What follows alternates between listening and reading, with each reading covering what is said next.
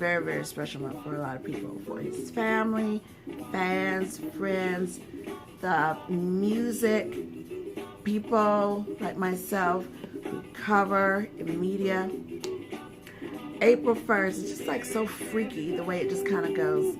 So like April 1st is when he transitioned. We all know how he transitioned, so we're going to keep this upbeat. Okay. So then April 2nd, the day after, is his born day, his birthday. Boom. Okay.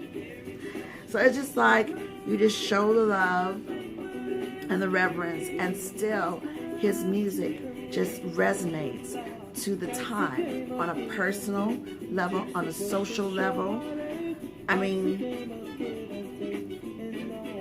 it just is timeless, and that's how I take his music. And so with the climate of what we are facing now, we're still asking those questions, what's going on? Then, you know, we are the kind of people who like to be nosy and indulgent and stuff like that. Me personally, I'm not going to cover or talk about rumors or what people think or say about someone. Listen, I have the little nosy factor as well, you know, covering celebrities, entertainment, myself being a public figure, you know. I see this man as someone who is very complex. I also see Marvin Gaye as someone who loved deeply. But everyone has their own vibe. And so one good thing about it, about people, especially who know themselves, no matter how perfect, imperfect, or flawed,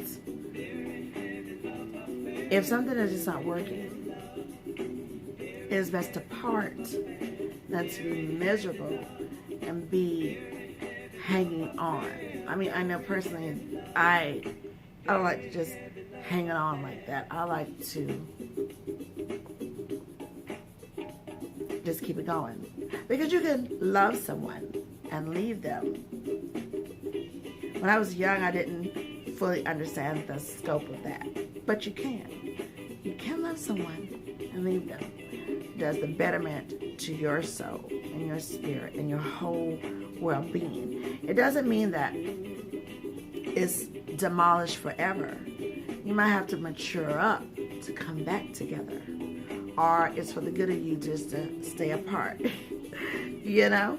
But one thing that I do love about the backstory of Marvin is that even though his breakups with two very well-known women who were his wives, they came to oneness as far as keeping the friendship there and the deep love, but not necessarily the other passionate flame loves that lovers do, you know?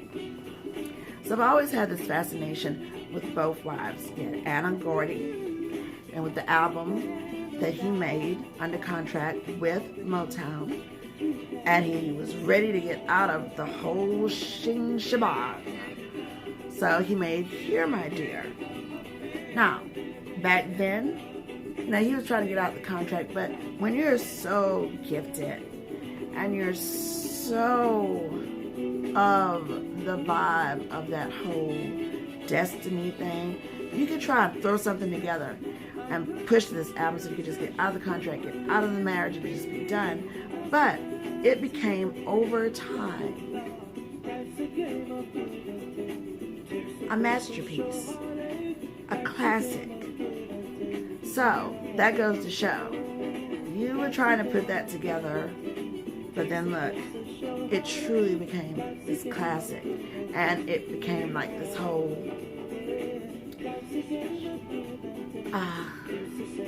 what do you want to call it? I want to go so deep on this, but it becomes this rites of passage that people can fully appreciate when the love has gone from a marriage, from a long-term relationship, and there you have it, from a man's perspective, which just sealed it. And who else could have done it better, any better than Marvin Gaye, okay?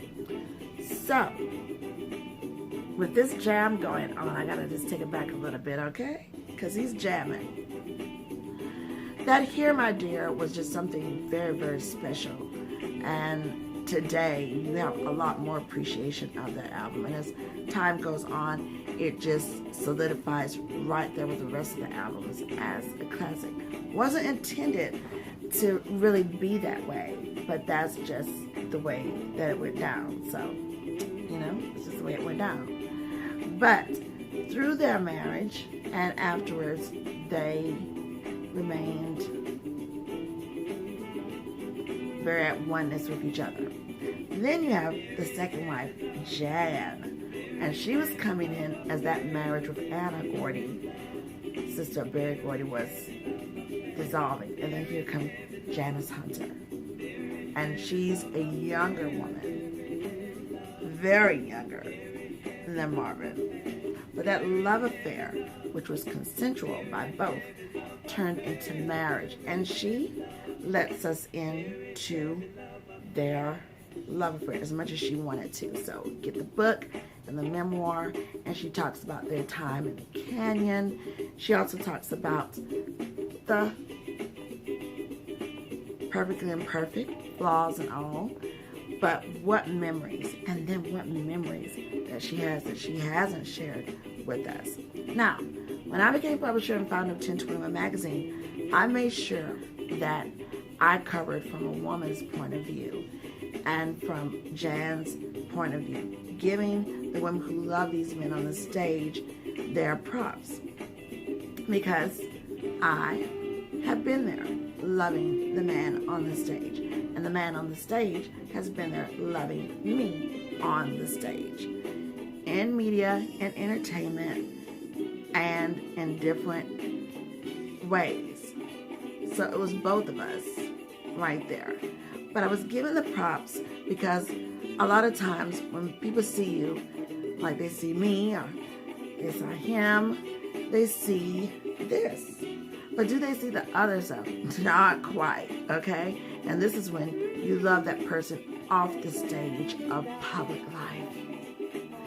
And then you have your own thing, your own groove. And they had two beautiful children, Jan and Marvin. On many of his songs, and even wrote a song just for her, just like he did a song for Anna. You could just feel that love. So we're going to get into some of that. So we're going to start this groove and keep going, because this is the evening of Marvin Gaye. So let's go. And also before we go though, I got to give a special mention to the one and only Nona Gaye, because she is just so cool as an actress and model and just straight beautiful. You know what I'm saying? A beautiful mix of her parents. Okay? Alright? And the brother. And the son also too, with Anna. Marvin just puts that smile to your face, okay? And the musicians back there. Okay?